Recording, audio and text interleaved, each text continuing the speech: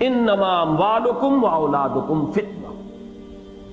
اب یہ مال و اسباب دنیاوی کی بات ہو رہی ہے، یہ میں بعد میں بتاؤں گا اولاد کو یہاں کیوں لائے۔ اصل میں سمجھ لیجئے دو چیزیں تھیں نا، علائق دنیاوی اور مال و اسباب دنیاوی۔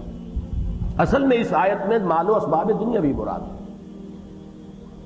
انما اموالکم واولادکم فتنہ، تمہارے اموال اور تمہارے اولاد ہی تمہارے لیے فتنہ ہے۔ ان کو یہ سمجھو کہ یہ امتحانی پرچے ہیں جن میں اللہ ہمیں آزما رہا ہے، یہ دے کر آزمایا ہے، یہ سرمایہ دے کر آزمایا، دولت دے کر آزمایا، ساز و سامان دے کر آزمایا، اولاد دے کر آزمایا۔ یہ کیا کرتے ہیں؟ خیر میں لگاتے ہیں، بھلائی میں لگاتے ہیں، اولاد کی پرورش صحیح کرتے ہیں، انہیں اللہ کے دین کے خادم بنا کر اٹھاتے ہیں یا اللہ کے باغی اور سرکش بنا کر اٹھاتے ہیں۔ یہ امتحانی پرچے ہیں جن میں آپ کا امتحان ہو رہا ہے۔ جو کچھ آپ کر رہے ہیں اللہ کے ہاں اس کا حساب ہوگا، اور یہی فتنہ ہے در حقیقت۔ ایک سورت پیچھے جائیے، سورہ منافقون میں آیت ہم پڑھ چکے ہیں، یا ایھا الذین آمنوا لا تلھکم اموالکم ولا اولادکم عن ذکر اللہ ومن یفعل ذلک فاولئک هم الخاسرون۔ اہل ایمان، تمہارے اموال اور تمہاری اولادیں تمہیں اللہ کی یاد سے غافل نہ کرنے پائیں۔ جو کوئی یہ کرے گا پھر وہ خسارے میں اور بربادی اور تباہی کے اندر آ جائے۔ ذرا اور پیچھے جائیے، سورہ حدید میں جو فرمایا تھا، منافقین سے کہا جائے گا وَلَٰكِنَّكُمْ فَتَنْتُمْ أَنفُسَكُمْ، تم نے خود اپنے آپ کو اپنے ہاتھوں فتنے میں ڈالا۔ وہ فتنہ یہی تو ہے، انما اموالکم واولادکم فتنہ۔ ان سے دلی محبت اگر آپ کی زیادہ ہو گئی ہے اللہ اور اس کے رسول اور اللہ کی راہ میں جہاد کے مقابلے میں، تو گویا کہ آپ نے خود اپنے آپ کو اپنے ہاتھوں فتنے میں ڈال دیا۔ انما اموالکم واولادکم فتنہ۔ اب میں عرض کر دوں کہ یہ کیوں یہاں پر اولاد کی ریپیٹیشن آئی ہے۔ دیکھیے، اولاد کے بارے میں یہ جان لیجئے، ایک طرف اس سے محبت طبعی ہوتی ہے، دوسری طرف اولاد کو انسان ایسٹ بھی سمجھتا ہے، اولاد سے مستقبل کی امیدیں بھی وابستہ کرتا ہے۔ بیوی کی محبت میں مستقبل کی کوئی امید نہیں ہے، وہ محض محبت ہے، لیکن اولاد بڑھاپے کا سہارا بھی بنتی ہے۔ جیسے بینک بیلنس سے آپ کا دل مطمئن رہتا ہے، بڑھاپے کے لیے سامان میں نے رکھا ہوا ہے، پینشن ہے جو ملتی رہے گی، فلاں ہے، یہ ہے، ہوتا رہے گا، اسی طرح کا سہارا انسان سمجھتا ہے اولاد کو بھی کہ یہ میرے بڑھاپے کی لٹھیاں بنیں گے، یہ میرا سہارا بنیں گے۔ تو اولاد کی حیثیت دو گنا ہے، ایک طبعی محبت، وہ دو طبعی محبت جو بیویوں سے بھی ہے، لہذا ان کو وہاں بریکٹ کیا ان من ازواجکم واولادکم عدوا لکم۔ دوسرے یہ مال کے ساتھ بریکٹ ہوئے کہ یہ اس سے امیدیں وابستہ ہوتی ہیں، ان کو سہارا آدمی سمجھتا ہے، ان کو اپنے فیوچر کے لیے ایسٹ سمجھتا ہے، لہذا ان کو اس اعتبار سے بریکٹ کر دیا دوبارہ مال کے ساتھ۔ انما اموالکم واولادکم فتنہ۔ یہی وجہ ہے، میرا ایک عجیب مشاہدہ ہے، شاید آپ حضرات کا بھی ہو، جو لوگ بے اولاد ہوتے ہیں وہ انتہائی بخیل ہوتے ہیں بالعموم، اس لیے کہ ان کا سہارا صرف ایک رہ جاتا ہے، پیسہ، جبکہ اولاد والے کے دو سہارے ہوتے ہیں۔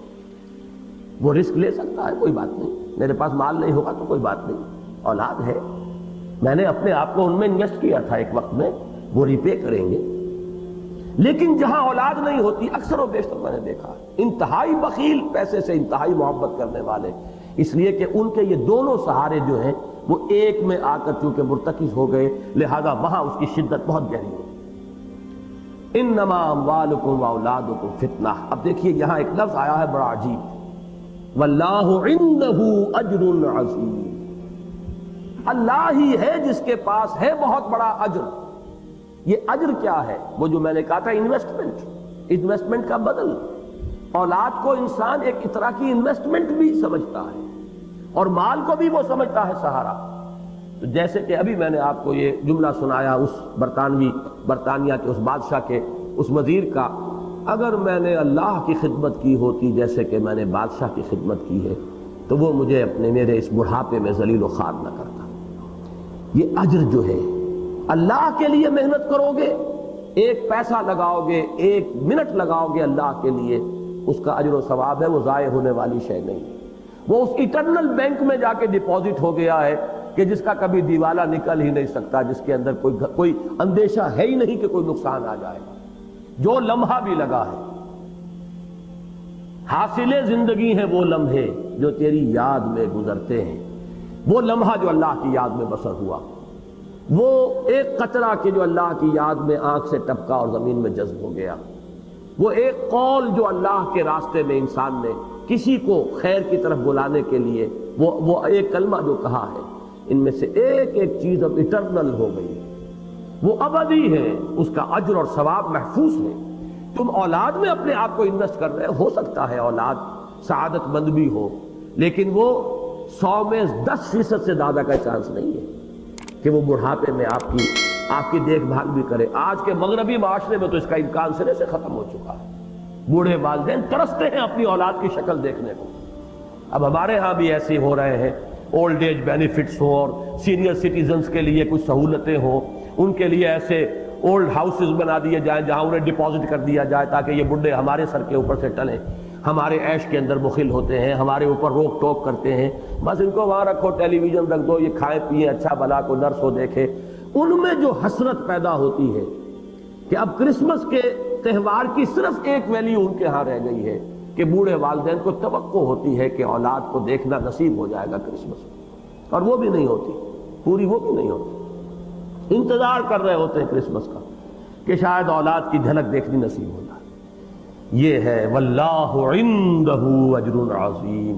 اولاد کو پالو پوسو ذمہ داری سمجھ کر، اللہ کی طرف سے عائد شدہ ذمہ داری، ان سے محبت کرو اللہ کی محبت سے نیچے نیچے، صرف اللہ کی محبت نہیں، من اللہ ورسولہ وجہاد فی سبیلہ فتربصوا حتی یاتی اللہ بامرہ۔